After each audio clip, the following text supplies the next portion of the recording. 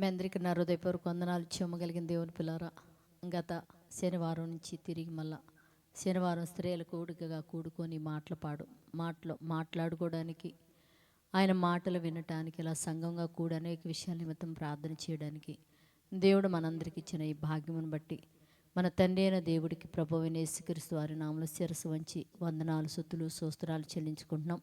మనందరం ఇక్కడ కూడుకోగలిగామంటే కేవలం దేవుని యొక్క దయ, దేవుని యొక్క కృప కదా దేవుని పిల్లరా. మరి మనం ఒక సంఘముగా కూడుకున్నది ఇక్కడ ఎందుకంటే దేవుణ్ణి ఆరాధించడానికి, స్తుతించడానికి, ఆయన చేసిన మేలును బట్టి కృతజ్ఞత స్తుతులు చెల్లించుకోవడానికి, ఆయన మనల్ని ఎలా ఆరాధించమన్నాడో అలా ఆరాధించడానికి మనము ఇక్కడ కూర్చున్నాం దేవుని పిల్లారా. మరి మనమైతే ఆయన ఎలా ఆరాధించాలన్నాడనే దాన్ని బట్టి మనం ఇక్కడ కూడుకున్నాం కదా. మరి అలా ఆరాధిస్తున్నామా లేదనే దాని గురించి ఇవాళ మాట్లాడుకుందాం. మాట్లాడుకోబోయే ముందు చిన్న ప్రార్థన చేసుకుందాం. పరిశుద్ధుడా, చీమ కలిగిన మా పరలోకపు తండ్రి, నైనా నీ కృప కలిగిన నామానికి వందనాలు తండ్రి.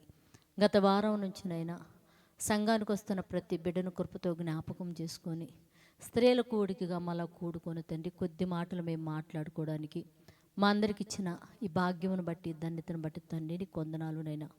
మరి పిల్లల కుటుంబంలో చిన్న పిల్లలు మొదలుకొని ముసలివారి వరకు కూడా నీ కంచా, నీ కాపుదలేసి మంచి ఆరోగ్యము, ఆవుషను దయచేసి కుటుంబాల్లో నెమ్మదినిచ్చినందుకు వందనాలు తండ్రి. తిరిగి నీ సన్నిధానంలో ఏ విధంగా నిన్ను ఆరాధించడానికి, నువ్వు చేసిన మేలులకి కృతజ్ఞత స్తుతులు చెల్లించుకోవడానికి మాకు ఇచ్చిన భాగ్యమును బట్టి వందనాలు తండ్రి. మా దేశాన్ని, మా దేశంలో ఉన్న ప్రతి కుటుంబాన్ని జ్ఞాపకం చేసుకొని నువ్వు ఇచ్చిన ఆవశ్యన ఆరోగ్యాన్ని బట్టి వందనాలునైనా.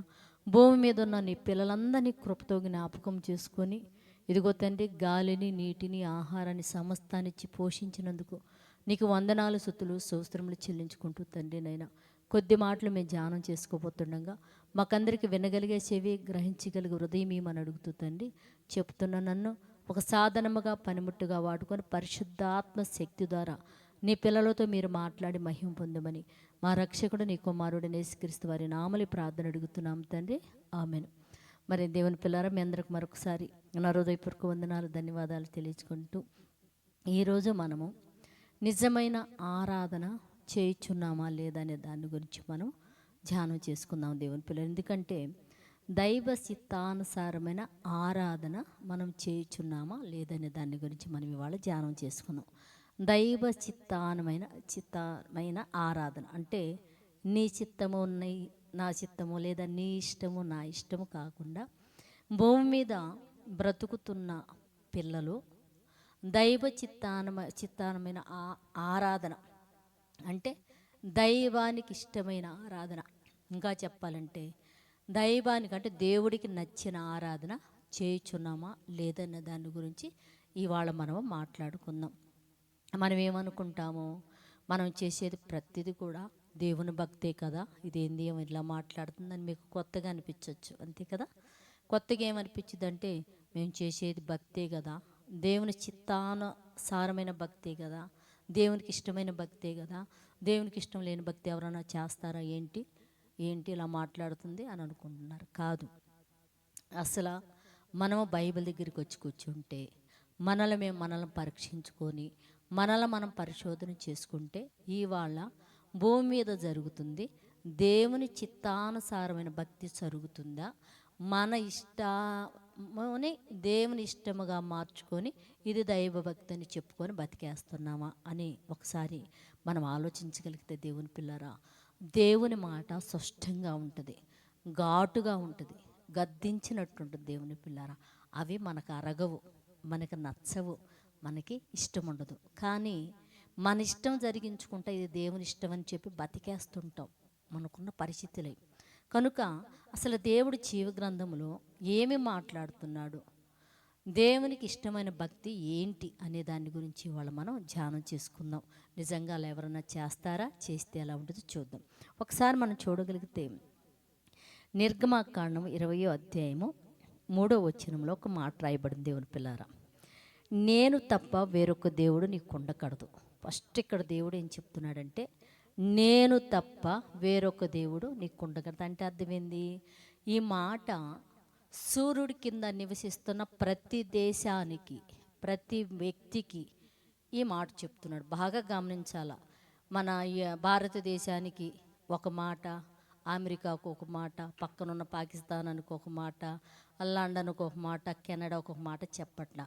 ఒకే మాట దేవుడు చెప్పాడు. ఏంటంటే, నేను నేను తప్ప వేరొక దేవుడు ఉండకూడదు. ఇంకా మీరు ఆలోచిస్తే సూర్యుడు ప్రపంచ దేశాలన్నిటికీ ఒక్కడేనా, లేకపోతే ప్రపంచానికి ఒక సూర్యుడు ఉన్నాడా, లేకపోతే దేశానికి ఒక సూర్యుడు ఉన్నాడా? మీరు ఆలోచించండి. చంద్రుడు దేశానికి ఒక చంద్రుడు ఉన్నాడా? ప్రపంచ దేశాలన్నిటికీ కలిపి ఒకే సూర్యుడు ఒకే చంద్రుడు ఎలాగైతే ఉన్నాడో, ప్రపంచ దేశాలన్నిటికీ కలిపినా కూడా దేవుడు ఒక్కడే. ఇది నమ్మాల్సిందే మనందరం. అందుకని దేవుడు ఏం చెప్తున్నాడంటే, నేను తప్ప వేరొక దేవుడు నీకు ఉండకూడదు, ఉండకూడదు. నేను తప్ప మరొక దేవుడు నీకు ఉండకూడదు. మళ్ళా చెప్తున్నాడు, నేను తప్ప మరొక దేవుడు నీకు ఉండకూడదు. పైన ఆకాశమందు కానీ, కింద భూమి యందు కానీ, భూమి కింద నీళ్ళ యందే కానీ ఉండు దేని రూపమునైనాను విగ్రహమునైనాను నువ్వు చేసుకొనకూడదు. ఏమంటే ఫస్ట్ ఏంటంటే చేసుకొనకూడదు, సాగిల పడకూడదు, వాటిని పూజించకూడదు. ఎందుకంటే వాటిని పూజించకూడదు. ఏలయనగా నీ దేవుడైన యెహోవానైనా నేను రోషము గల దేవుడిని, నన్ను దేశించువారు విషయములో 3-4 తరముల వరకు తండ్రి పాపములు, తల్లిదండ్రుల పాపములు పిల్లల మీదకి రప్పిస్తాను. గుర్తుపెట్టుకోండి. ఏమంటే తల్లిదండ్రులు పాపాలు 2-3 తరాల వరకు కూడా నేను విడిచిపెట్టను, జాగ్రత్త అంటాడు. విడిచిపెట్టను నేను. ఎందుకు విడిచిపెట్టను అన్నాడు? 2-3 తరాల వరకు కూడా నీ పాపాలు నువ్వు చేసినవి కూడా నీ పిల్లలకు వస్తాయి నాయన. నన్ను ప్రేమించు వారి విషయంలో, నన్ను ప్రేమించి నా ఆజ్ఞలు గైకొని వారు 1000 తరముల వరకు కరుణించి వారునై ఉన్నానని చెప్పాడు. ఇక్కడ మీరు బాగా ఆలోచించండి. ఈ దినమున లేదా ఇప్పుడు భూమి మీద జరుగుతున్న ఆరాధన నిజమైన దైవ చిత్తానుసారమైన ఆరాధనేనా? మీరు బాగా ఆలోచించండి. దేవుడు నేను తప్ప మరొక దేవుడు నీకు ఉండకూడదనేమో దేవుడు చెప్పాడు. మనమేమన్నాం? ఊరుకో ప్రభా, ఊరుకో, ఒక్కడే అంటే ఏం బాగుంటుంది మాకు అని చెప్పేసి ఎవ్వరికి నచ్చిన రూపాన్ని వాళ్ళు చేసుకుంటున్నాం. ఎవ్వరికి ఇష్టమైన రూపాన్ని వాళ్ళు చేసుకొని మనకు నచ్చిన చాట దాన్ని పెట్టుకొని, దేవుని పిల్లారా, దాని మీద మనం ఏం చేయాలా? ఏమండి, దాని ముందు ప్యాడ్ నీళ్ళు చల్లాలంటే ప్యాడ్ నీళ్ళు చల్లుతాం, ముగ్గేయాలంటే ముగ్గు వేసుకుంటాం, ఎర్రనీళ్ళు చల్లాలంటే ఎర్రనీళ్ళు చల్లుతాం, పాలు పోయాలంటే పావుడు పోసుకుంటాం, పసుపు నీళ్ళు పోయాలంటే పసుపు నీళ్ళు పోసేసుకుంటాం, యాప మండలు పెట్టాలంటే యాప మండలు పెడతాం, గడ్డి కావాలంటే గడ్డి వేస్తాము. ఏమంటే మనం తినే వంటకాలు ఏమైనా తీసుకొచ్చి అక్కడ పెట్టాలంటే పెట్టుకుంటాం. అది మన ఇష్టం దేవుని పిల్లారా, మన ఇష్టం. ఒక మొద్దుని తీసుకొచ్చి పెట్టుకుంటాం అంటే మన ఇష్టం. కాకపోతే రాయిని తెచ్చి పెట్టుకుందాం అంటే మన ఇష్టం. కాదు మట్టినే తీసుకొచ్చి పెట్టుకుందాం అంటే మన ఇష్టం అది. లేదా పసుపు మొద్దే పెడదామంటే అది మన ఇష్టం అది. మన ఇష్టాన్ని నెరవేర్చుకుంటూ ఇది దైవ చిత్తానుసారమైన భక్తి అంటాం తప్పు కదా దేవుని పిల్లారా? మీరు ఆలోచించండి. దైవ చిత్తానుసారమైన భక్తి అంటాం రాంగ్ అంటున్నాము. ఎందుకంటే అది మన ఇష్టం, మన కోరిక. నీళ్ళు, పసుపు నీళ్ళు నెత్తి మీద నుంచి కింద దాకా తెప్పాళ్ళు కలుపుకొని పోసుకోవటం మన ఇష్టం. అది దేవుని ఇష్టం అంటే ఎలా కుదిరిద్ది?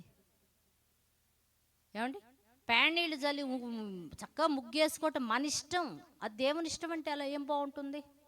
పిండి వంటలన్నీ నచ్చింది నీకేమైందా? నీకు ఏమేమి తినాలని ఉంటుందో, పులిహార తినాలంటే పులిహార, గారెలు తినాలంటే గారెలు, యాపిల్ పండ్లు తినాలంటే యాపిల్ పండ్లు, అరటి పండ్లు తినాలంటే అరటి పండ్లు.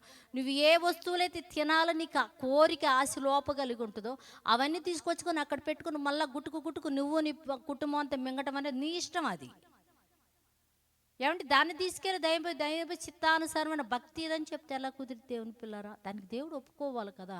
నీకు నాకు బాగానే ఉంటుంది, దేవుడికి బాగా ఉండాలి. మళ్ళీ ఏం చేశారు మీరు బాగా ఆలోచించండి. దైవ చిత్తానుసారమైన భక్తి. ఏమండి, డీజే పెట్టుకొని ఫుల్గా మందు దాగి డ్యాన్సులు వేయటము, ఇది దైవ చిత్తానుసారమైన భక్త్యా? మీరు బాగా ఆలోచించండి దేవుని పిల్లారా. మనం బాధపడటం కాదు, ప్రేమ కలిగి మాటలు మనం చెప్పుకుంటున్నాం అంతే కదా. బాగా తాగి ఒంటి నిండుగా ఏమండి కుంకుమ నీళ్ళు, పసుపు నీళ్ళు పోసేసుకొని రోడ్డు మీద డ్యాన్సులు వేసుకుంటా మందు దాగి డ్యాన్సులు వేసుకుంటా సినిమా పాటలు పెట్టుకొని డ్యాన్స్ చేసుకుంటా ఎగురుకుంటా వెళ్ళేది దైవభక్త. ఇది దైవభక్తి అని మనం అనొచ్చా? ఈ భక్తిని తీసుకెళ్ళి దేవుడికి ఇష్టమైనదని మనం చెప్పొచ్చా? లేదు. అది మనకు నచ్చిన భక్తి, మనకు నచ్చిన భక్తి. దేవుని చిత్తానుసారమైన దైవభక్తి ఏంటంటే దేవుడు చెప్పినట్టు మనం వినాలి. దేవుని చేసుకునే అర్హత మనకి లేదు. మీకు తెలుసో తెలీదు, దైవాన్ని మన చేతులతో చేసే అధికారం మనకు లేదు. ఎందుకంటే అసలు దైవం ఎలా ఉంటాడో మనకు తెలియదు కదా. ఎలా చేస్తావు నువ్వు? నేను అది నీకు నచ్చిన రూపం, నాకు నచ్చిన రూపం, ఎవరికి నచ్చినమైన రూపంలో వాళ్ళు చేసుకొని ఇది దైవం అని దైవానికి ఆపాదించి మనం ఏం చేస్తామంటే మన కోరికలు, మన ఎంజాయ్మెంట్, మన సంతోషాన్ని దాని మీద తీర్చుకొని బతికేస్తున్నాం. దేవుని పిల్లలు బతికేస్తున్నాం అలాగా. పైగా దీన్ని ఏం చేస్తున్నాము? దైవ చిత్తానుసారమైన భక్తి అని చెప్తున్నాడు అనమాట. అంటే ఇది దైవ చిత్తానుసారమైన భక్తి కాదు, దైవ చిత్తానుసారమైన భక్తి అని అనుకోవటం కూడా తప్పు. అలా ఎవరన్నా మాట్లాడినా కూడా అది కూడా తప్పే ఇది. ఎందుకో తెలుసా? అది దైవ చిత్తానుసారమైన భక్తి కాదు, నీకు నచ్చిన భక్తి, నాకు నచ్చిన భక్తి. అలా డ్యాన్సులు వేసుకుంటూ, ఎందుకంటే సంవత్సరానికి ఒకసారి 2 సార్లు అలా ఎంజాయ్ చేయకపోతే ఏం బాగుంటుందండి? ముందు దాగే అవకాశం వస్తుందా? రోడ్ల మీద డ్యాన్సులు వేసుకుంటూ వెళ్ళే అవకాశం వచ్చిందా? డీజే ₹1,00,000 2-3 లక్షలు పెట్టి డీజే పెట్టుకొని పెద్ద ఇంట్లో తెపాళాలు కూడా కింద పడే విధంగా సౌండ్ పెట్టుకొని డ్యాన్స్ చేయాలంటే మనం 3-4 లక్షలు పెట్టి ఒకసారి డ్యాన్స్ చేయగలమా? అంత ఫుల్లుగా తాగగలమా? అంత ఫుల్లుగా రోడ్డు మీద డ్యాన్సులు వేసుకుంటే వెళ్ళగలమా? దేవుని పిల్లారా, అది భక్తి రూపంలోనే సాధ్యమైంది కనుక అలా కోరికలు తీర్చుకుంటున్నాం. దేవుని పిల్లారా, అలా కోరికలు తీర్చేసుకొని బతికేస్తూ ఇది దైవ భక్తి, ఇది దేవునికి సంబంధించిన భక్తి అని ఒక భ్రమలో మనం ముందుకెళ్ళిపోతున్నాం. దేవుడు అంటే భ్రమపరిచే ఒక ఆత్మ, అంటే దైవ ఆత్మ మనల్ని భ్రమపరిచి ఇది దైవభక్తేరా నాయన పద పద పద పద అని తీసుకొని వెళ్ళిపోతూ ఉందన్నమాట. అందుకనే మనం ఏం చేస్తుంటామండి అంటే ఊళ్ళే ఏందోనండి అర్ధరాత్రికి వర్షం వచ్చి ఊళ్ళే పోతున్నాయండి. అసలు అర్థం కావట్లేదండి. దేవుడు ఏమైపోయాడునండి, అసలు దేవుడు ఏమైపోయాడు, అసలు కళ్ళు మూసుకున్నాడేమో కనపడలేదేమోనంటే ఏమంటే కొంచెం దైవభక్తి తెలిసిన మేమే పరిస్థితులు చూసినప్పుడు కళ్ళమ్మ నీళ్లు పెట్టి ఏడుస్తున్నాం. మరి దేవుడు ఊరుకుంటాడండి? వ్యర్థముగా ఆరాధించే వాళ్ళని క్షమించి వదిలేవాడిని కాదు నేను అన్నాడు దేవుడు.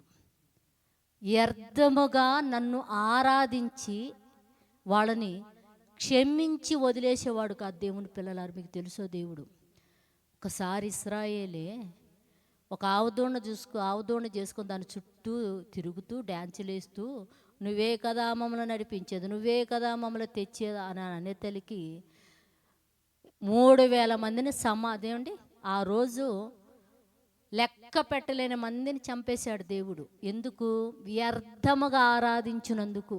ఇవాళ ఊళ్ళు లెగిసిపోతున్నాయి అంటే దేవుడేం కళ్ళు మూసుకోలా, దేవుడికేం తెలియకేం కాదు అనుకున్నాడు. వ్యర్థముగా ఆరాధించి నా మహిమను వీటిలో పోలుస్తున్నారా మీరని ఊళ్ళే లేపేస్తున్నారు, గ్రామాలే ముంచేస్తున్నాడు దేవుని పిల్లరా. అలా ముంచినప్పుడు అప్పుడు అనిపించింది, ఈ ప్రాంతంలో వ్యర్థమైన భక్తి ఎక్కువైపోయినట్టుంది, అందుకని పాపం నీళ్ళు ఎంత విస్తారంగా పంపించాడు దేవుడు అనుకోవటమే మనం.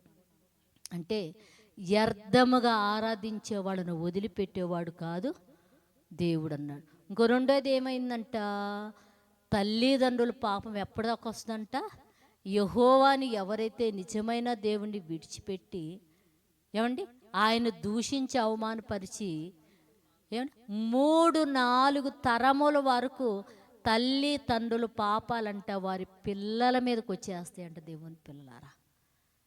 3-4 తరాల వరకు అంట వారి పిల్లల మీదకంట వస్తాయంట దేవుని పిల్లలారా. అవి విడిచిపెట్టవంట. ఎవరైతే నిజ దేవుణ్ణి తెలుసుకొని బ్రతకడానికి ఇష్టపడతారో ఈ తరములంట కనికరించువాడై ఉన్నాడంట దేవుడు ఆ కుటుంబాలను కాపాడడానికి. ఈ తరముల వరకు. ఎందుకంటే ఒక తల్లిదండ్రులు బిడ్డలకు సత్యాన్ని అలవాటు చేశారనుకో, వ్యర్థమైన దాని వైపు వెళ్ళకుండా ఒక సత్యాన్ని దేవుని పరిచయం చేశాడు అనుకో, తర్వాత తరం దేవుని పరిచయం చేస్తాడు, తర్వాత తరం దేవుని పరిచయం చేస్తారు. ఆ తరతరాలని సత్య మార్గంలో దైవ కోణంలో వెళ్ళిపోతాయి. 1000 తరాల వరకు నేను ఆశీర్వదిస్తాను, ఇంక దాంట్లో డౌట్ లేదు. ఎన్ని తరాలైనా ఆశీర్వదిస్తాను అంటున్నాడు. 2, 3 తరాల వరకు కూడా వాళ్ళది పోదు. మనం అనుకుంటాం బైబిల్లో కూడా పాలు తేనెలు ప్రవహించే దేశంలో దేవుని పిల్లలు బయలుదేరి వస్తున్నప్పుడు అమాలేకులని వాళ్ళంట వాళ్ళని బహుగా బాధ పెట్టారంట. దేవుడు అది గుర్తుపెట్టుకొని, ఇదిగో అమాలేకులు ఒక పాపం పండిపోయింది, ఇంకా వాళ్ళు ఉండటానికి వేయలేదని చిన్న పిల్లలని కూడా కనికరించకుండా, చిన్న పిల్లలే, పసివాళ్లే, గర్భిణీ స్త్రీలే, ముసలివాళ్ళని కూడా కనికరించకుండా మొత్తాన్ని ఊళ్ళను మొత్తాన్ని తుడిచిపెట్టవయ్యా అని చెప్పి పంపించేశాడు దేవుడు. మేము అప్పుడు అనుకున్నాం, ఎందుకు ఇలా తుడిచిపెట్టమన్నాడంటే 2, 3, 4 తరాల వరకు వారి పాపాలు వీళ్ళ నేలుతుంటే వీళ్ళు మంచోళ్ళని నువ్వు ఎలా అంటావు? నేను ఎలా మాట్లాడతావు? దేవుడు కనికరం లేదండి, చిన్నపిల్లలను కూడా చంపేశాడు అంటావు. నీ పాపాలు శాపాలు వాళ్ళనెత్తున ఉంటే మరి చంపేకేం చేస్తాడు దేవుడు? మీరు ఆలోచించండి దేవుని పిల్లరా. నీ పాపాలు నీ శాపాలు నీ పిల్లల మీద ఉన్నాయి. తర్వాత వాడు కూడా శాపగ్రస్తుడే కదా. ఇంకొక శాపానికి సంబంధించిన తరాన్ని తయారు చేస్తాడు కదా. అందుకని నీతో వాడితోనే తుడుచుకొని పోవాలి ఇదని చెప్పేసి దేవుడు నిర్ణయాలు తీసుకున్నప్పుడు ఎవరిమేం చేయగలం దేవుని పిల్లరా? మీరు ఆలోచించండి ఈ మాటలను బట్టి. అసలు రూపం అనేది ఉండకడదరా నాయన, నన్ను వ్యర్థంగా మీరు ఆరాధించకడదరా అని దేవుడు మనల్ని బతిమలాడి చెప్తుంటే మనము దేవుడు చెప్పేది ఒక్కటి కూడా చేయను దేవుని పిల్లరా. అన్నీ మనకు నచ్చినవి చేసుకొని చివరికి ఏమనుకుంటాం, ఇది మేము భక్తి బాగా చేసాము, ఈ బజార్లో ఉన్న వాళ్ళందరికంటే మేము ఎక్కువ భక్తి, అంటే బజార్లో ఉన్న వాళ్ళకందరికంటే కూడా నువ్వు ఎక్కువ పాపం చేసావు, ఎక్కువ వండి పెట్టావు, ఎక్కువ కుంకుమ కొట్టుకున్నావు, ఎక్కువ మందు తాగేసావు, ఎక్కువ డ్యాన్స్ చేసావు. ఏమొచ్చింది? అందరికంటే పాపం ఎక్కువ నువ్వే చేసావని అలా చెప్పుకుంటున్నావంటే. ఎందుకంటే అది నిజమైన ఆరాధన కాదు కదా. మరి నిజమైన ఆరాధన ఎవరు చెప్పగలరు? ఇది నిజమైన ఆరాధనని ఎవరు చెప్పగలరు? మీకు ఎవరున్నారు చెప్పడానికి? మీకంటే ఒక ఆయన ఉన్నాడు, ఒక మహానుభావుడు ఉన్నాడు, నిజమైన ఆరాధన ఏందో చెప్పగలిగిన వాడు. అలా ఆరాధించిన వాడు, నిజమైన ఆరాధన చెప్పగలిగిన వాడు ఎవరు అంటే మనం చూడగలిగితే దేవుని పిల్లరా, యోహాను సువార్త 4వ అధ్యాయము చూడండి. యోహాను సువార్త 4వ అధ్యాయము 4:24లో మరి మహానుభావుడైన యేసుక్రీస్తు వారు కూడా భూమి మీదకి వచ్చినప్పుడు ఆయన భక్తి గురించి ఒక ఆవిడ ఆయన దగ్గరికి వచ్చింది. అయ్యా ఒకసారి చూడగలిగితే యోహాను సువార్త 4వ అధ్యాయము 23. అయితే యథార్థముగా ఆరాధించువారు ఇంకా మనం చూడగలిగితే దేవుని పిల్లరా 21లో ఒక మాట రాయబడింది దేవుని పిల్లరా. అమ్మా, ఒక కాలం వచ్చుచున్నది, ఆ కాలమందు ఈ అంటే ఈవిడ ఒక మాట అంటుంది, పైన చదివితే దేవుని పిల్లలు ఏముంటుందంటే, అయ్యా మా పితరులు అంటే ఎక్కడ ఆరాధించారంటే వాళ్ళ పితరులు దేవుణ్ణి పర్వతం మీద ఒక పెద్ద గుడి కట్టి ఒక పెద్ద దాంట్లో ఒకటి పెట్టంట. వాళ్ళ పితరులంట మాట్లాడితే ఆరాధించాలి అంటే ఎక్కడికి పోతున్నారంట? కొండ ఎక్కుతున్నారంట. అంటే పర్వతం ఎక్కిపోయి ఆరాధించి దిగి వస్తున్నారంట. అయ్యా మా పితరులు అయితే పర్వతం ఎక్కి దేవుణ్ణి ఆరాధించే, పర్వతం కింద ఉండడా దేవుడు? పర్వతం కింద కూర్చోడా? మీరు ఆలోచించండి. మా పూర్వీకులైతే పర్వతం మీదకెక్కి ఆరాధించేవాళ్ళు నాయన. ఆరాధింపాల్సిన స్థలం అయితే ఇంకా యెరూషలేము ఉంది, అక్కడికి వెళ్ళి కూడా మేము ఆరాధించేవాళ్ళం అయ్యా అని యేసుక్రీస్తు వారికి పాపం ఆరాధన గురించి తెలియదేమి ఈవిడ చెప్పేస్తుందండి. అనంగానే యేసయ్యకి నిజంగా నవ్వు వచ్చింది. ఏమని? మీ పూర్వీకులు పర్వతం మీద నిజమైన దేవుణ్ణి ఆరాధించలా, వాళ్ళకి నచ్చిన ఆరాధన చేసుకొని పాపం చేసుకొని వాళ్ళు పోయారు వాళ్ళు. కానీ అసలు నిజమైన ఆరాధన ఏంటో తెలుసమ్మా ఇంతకు నీకు అన్నాడు. అమ్మా, ఒక కాలం వస్తుందమ్మా, వ్యర్థమైన భక్తి అంతా వదిలిపెట్టి వచ్చే ఒక కాలం వస్తుంది, ఒక కాలం రాబోతుంది. వ్యర్థం అనేది ఏంటో, వ్యర్థం కానిది ఏంటో చెప్పే కాలం వచ్చిందమ్మా. నీకు తెలుసో తెలీదో, వ్యర్థముగా దేవుణ్ణి ఆరాధిస్తూ పోతూ అది భక్తి అనుకొని నమ్ముకుంటూ పోతున్నారమ్మా. ఒక కాలం వచ్చిందమ్మా, ఏంటో తెలుసు ఆ కాలము? ఈ పర్వతం మీద కానీ యెరూషలేములో కానీ మీరు దేవుణ్ణి ఆరాధించరమ్మా. అంటే ఇప్పుడు దాకా మీకు తెలియని దానిని ఒక ఆరాధన అనుకొని ఆరాధించుకుంటూ వెళ్ళిపోయారు. కానమ్మా, ఇక యెరూషలేముకి వెళ్ళాల్సిన పనిలా, కొండెక్కి ఆరాధించాల్సిన అవసరం కూడా లేదు. మీ బాగా ఆలోచించండి. మీకు భక్తి అనే దానికి అసలు భక్తి అంటే ఏమంటే మనం ఏమనుకుంటాము, అబ్బా అది ఎంతో గొప్పది అనుకుంటాం. మీకు తెలియని దానిని ఆరాధించారు అంటే తెలియందంటే అంటే ఇప్పుడు దాకా వీళ్ళు చేసింది అసలు ఆరాధన కాదా? వీళ్ళ ఆరాధన దేవుడి దగ్గరికి వెళ్ళలేదా? అంటే ఇక్కడ ఒకటి చెప్తున్నాడు, అమ్మ మీకు తెలియని దానిని ఆరాధించి, మేము తెలిసిన దాన్ని ఆరాధిస్తున్నాం. అంటే ఏమి తెలియకపోయినా అది తప్పా రైటా, చేయొచ్చా చేయకూడదు ఇవన్నీ మీకు అవసరంలా. ఏంది, మీకు నచ్చిన భక్తి చేసుకుంటూ ఆరాధించుకుంటా పోయారు. అసలు అది భక్తే కదమ్మా, తెలియని దానిని ఆరాధించావు. కానీ మేము తెలిసిన దానిని ఆరాధించంటే, తెలిసిన ఆరాధన అంటే ఏంటో తెలుసా? అయితే యథార్థముగా ఆరాధించేవారు ఎలా ఆరాధించాలంట? ఏమండి, ఆత్మలో పూలు పోయగలమా గంప? ఆత్మలో తారసువలు పెట్టి పేల్చగలమా? మీరు బాగా ఆలోచించండి. ఆత్మలోకి వెళ్ళి ఒక గంప పువ్వులు ఏమంటే పెద్ద పెద్ద టపాకాయలు తీసుకొచ్చి తారాజువ్వులు పెట్టి ఏమండి శుచిబొడ్లు పెట్టి అవన్నీ పెట్టి ఆత్మలో మీరు పేలవగలరా? మీరు చెప్పండి. ఇక్కడ ఏమంటున్నాడు? ఆత్మతోను సత్యము. సత్యం అంటే సత్యంలో డ్యాన్సులు వేయటం ఉండదు, తాగటం ఉండదు, సినిమా పాటలు పెట్టుకోవటం ఉండదు, ఎగరటం ఉండదు, కొట్టుకోవటం ఉండదు, కుర్రాళ్ళు గ్రూపులు ఉండవు, ఏముండవు. దేవుని పిల్లలు ఏముంటుందంట? సత్యము అంటే పొరపాటును కూడా దీంట్లో అసత్యం అంటే తాగటం, మీకు చెప్తున్నా ఈ లిస్ట్ ఏమి ఉండదు. దేవుని పిల్లరా, ఆత్మతోను సత్యముతోను తండ్రిని ఆరాధించువారు వచ్చుచున్నారు. అంటే వచ్చుచున్నారు. అసలు మీ దగ్గరికి ఇప్పుడు అది వచ్చింది మీకు తెలుసో తెలీదో. ఇంతకాలం మీరు చేసిన భక్తి ఆరాధన అనుకుంటున్నారే, అది మీకు తెలియని దానిని మీకు నచ్చిన రూపంలో మార్చుకొని మీకు నచ్చినట్టు చేశారు ఆరాధన. అది దేవుడికి సంబంధించింది కాదు. ఇది తప్పు, ఇది రైట్ అని చెప్పే కాలం వచ్చింది. తండ్రిని ఆరాధించువారు ఆత్మతో సత్యముతో ఆరాధించువారు కావాలా?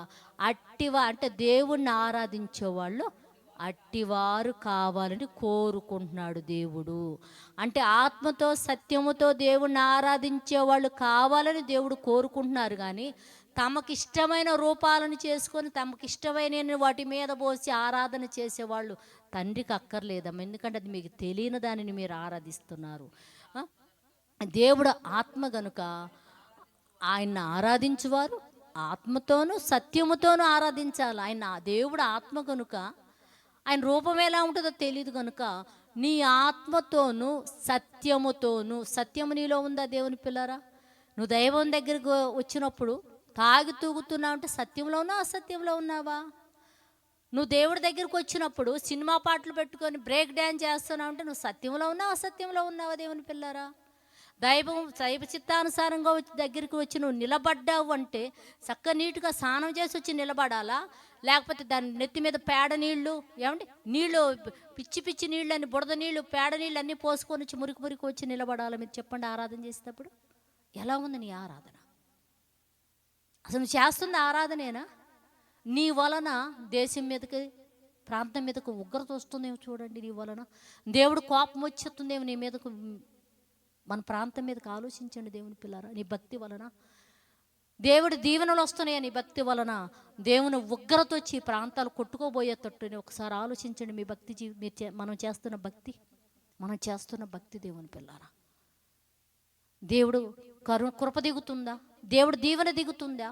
దేవుడు కోపం దిగి ప్రాంతాలు కొట్టుకోపోయటానికి తయారైపోతున్నాయి. మీరు ఒకసారి ఆలోచించండి. మీ భక్తి, మన భక్తి జీవితాల వలన నన్ను వ్యర్థముగా ఆరాధించకూడదు. నేను ఆత్మరా నాయన, ఆత్మతో సత్యముతో భయభక్తులు కలిగి నా దగ్గరకు వచ్చి నన్ను ఆరాధించాలని దేవుడు చెప్తుంటే ఊరుకో ప్రభా నువ్వే అట్టు చెప్తావు అంటే దేవుడు చెప్పిన మాట ఏ మాట వినే పరిస్థితి కాదు ఇవాళ ప్రపంచానికి. తెలుసా, దేవుడు చెప్పే మాట వినే స్థితిలో మనం లేవు.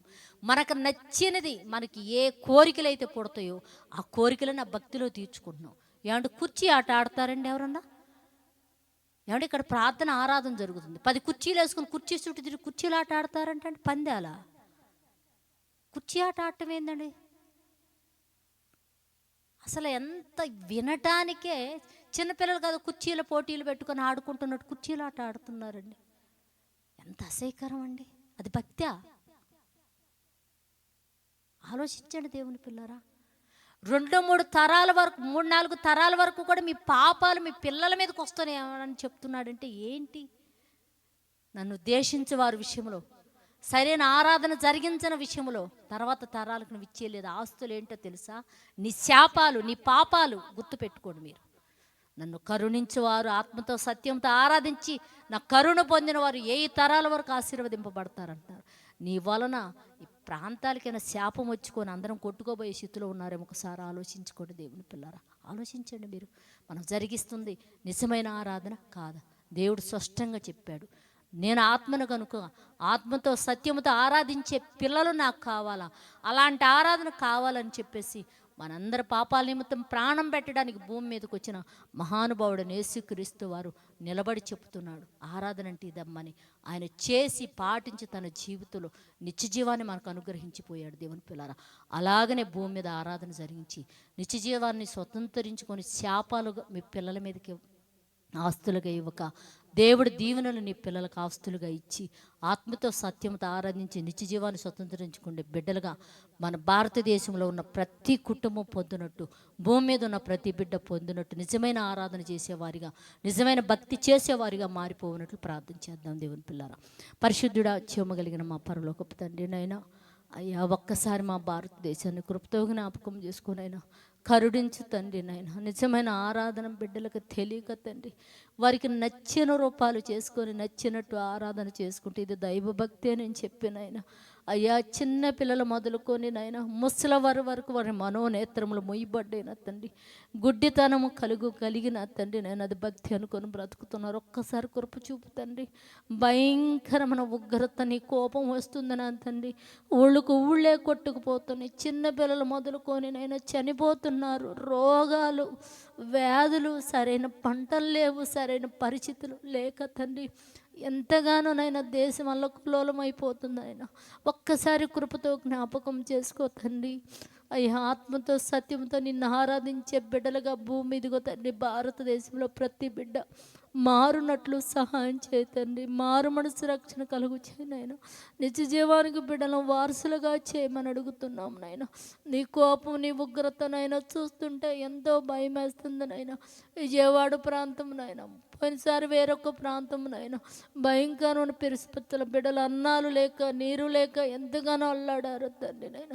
ప్రతి ఒక్కళ్ళు కూడా ఆత్మతో సత్యముతో నైనా నిన్ను ఆరాధించే బిడ్డలుగా మారునట్లు సహాయం చేయమని అడుగుతూ, నీ దయా, నీ కనికరు, నీ కృప మా దేశం మీదకి రానిమని అడుగుతూ తండ్రి, శాంతి సమాధానాలతో మంచి ఆరోగ్యంతో నా తండ్రి నైనా మంచి నా తండ్రి ఆరాధన చేసే బిడ్డలుగా మారునట్లు సహాయం చేయమని అడుగుతున్నాయినా.